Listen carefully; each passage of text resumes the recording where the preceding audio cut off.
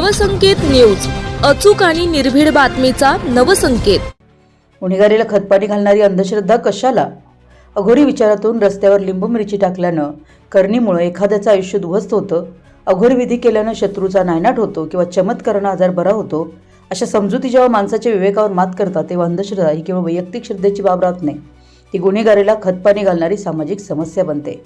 भीती, असहाय्यता आणि अज्ञान यांचा गैरफायदा घेऊन विकृत भोंदूबाबा, मांत्रिक आणि फसवे लोक आर्थिक लूट, शारीरिक छळ आणि लैंगिक अत्याचार आणि अमानुष कृत्यांसारख्या गंभीर गुन्ह्यांना खतपाणी घालतात। त्यामुळे अंधश्रद्धेकडे केवळ चुकीची समजूत म्हणून नव्हे तर समाजाच्या सुरक्षिततेसमोरील एक गंभीर आव्हान म्हणून पाहण्याची गरज आहे।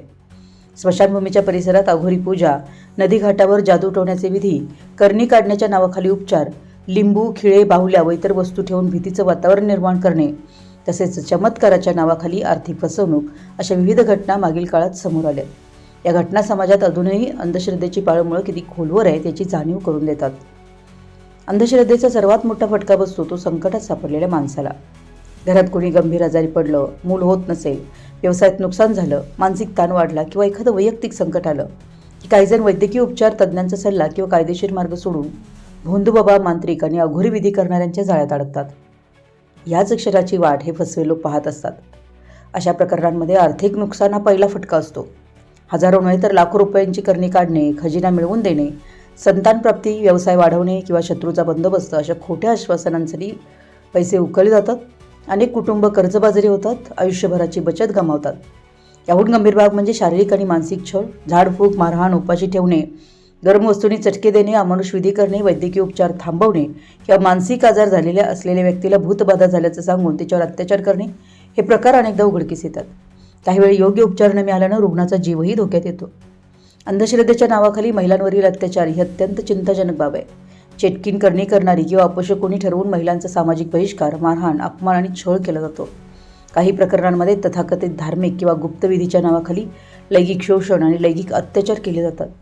भीती, श्रद्धा आणि सामाजिक दबावामुळे अनेक पीडित महिला तक्रार करण्याचं धाडसही करू शकत नाही। त्यामुळे अंधश्रद्धा ही केवळ अज्ञानाची समस्या नसून मानवी हक्कांवरचा गंभीर आघात आहे। या पार्श्वभूमीवर महाराष्ट्र शासनानं महाराष्ट्र नरबळी आणि इतर अमानुष, अनिष्ट, अघोरी प्रथा व जादूटोणा यांना प्रतिबंध घालणे व त्यांचे समूह उच्चाटन करणे अधिनियम 2013 लागू केला आहे। गुन्ह्याच्या स्वरूपानुसार गुन्हेगाराला 6 महिने ते 7 वर्षापर्यंतचा कारावास आणि 5,000 ते 50,000 पर्यंतची दंडाची तरतूद आहे। हा गुन्हा दखलपात्र आणि अजामीनपात्र असतो।